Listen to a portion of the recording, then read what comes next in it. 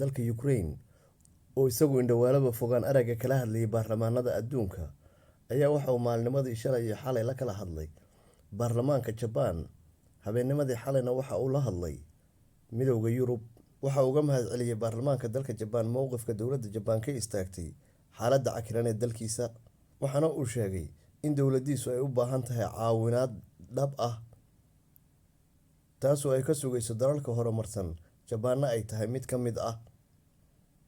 Waxa uu sheegay caawinaad nooc kasta ay noqoto in dalkiisu uu aqbalayo maanta, hadday tahay mid dhaqaale ahaan lagu caawiyo, hub ay isku difaacaan, iyo in arrimahooda la hordhigo adduunka. Sidoo kale xalay habeenbarkii waxa uu la hadlay midowga Yurub, kuwaasoo ku eedeeyay inay aada uga soo daaheen wax ka qabadka xaaladda Ukraine.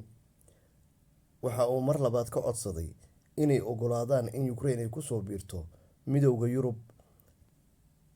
Kusoo biiridda xilligan Ukraine ay doonayso inay ku biirto midowga Yurub ayaa waxa uu yahay mid ay doonayso inay ku hesho garab u dagaalama.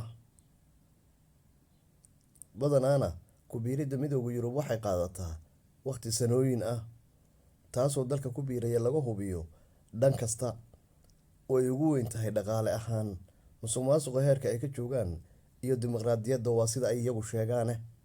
Madaxweynahan ayaa tan iyo markii dalkiisa lasoo weeraray aan ahayn mid isagu saacado nastay, waxaana uu waqtigiisu u qaybsamaa mar uu la hadlayo warbaahinta caalamka iyo mar uu dadkiisa gubaabinayo una dirayo dagaalka.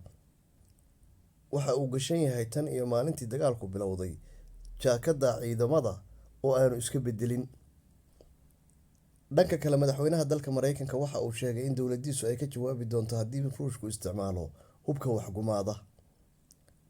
Waxaase wax lala yaabo ah in madaxweynuhu uu sheegay in uu ka jawaabi doono kadib markii Ruushku adeegsado hubkaas, oo macnaheedu yahay marka nuclear la adeegsado oo dadku ay baaba'aan in uu la sugayo jawaabtiisa, ee aanu hayn wax uu ku baajiyo dagaalkaas kagana hortago inaanba la isticmaalin nuclear.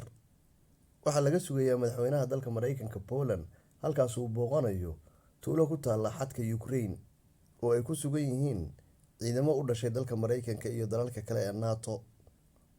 Waase iska baal-xooftadii Mareykanka, safarkiisu ma noqonayo mid wax ka soo bedela xaaladda ka taagan Ukraine oo iyadoo ah mid maalin walba dhiiggeedu qubanayo. Waxaa la sheegayaa markii ugu horreysay gudaha dalka Ukraine in dowladda Ukraine iyo Ruushku ay kala bedesheen askar ay kala haysteen. Lama xaqiijin cadadka ciidanka la kala wareejistay, waxaase warbixintu ay ku koobaysaa inay jiraan ciidamo la isdhaafsaday.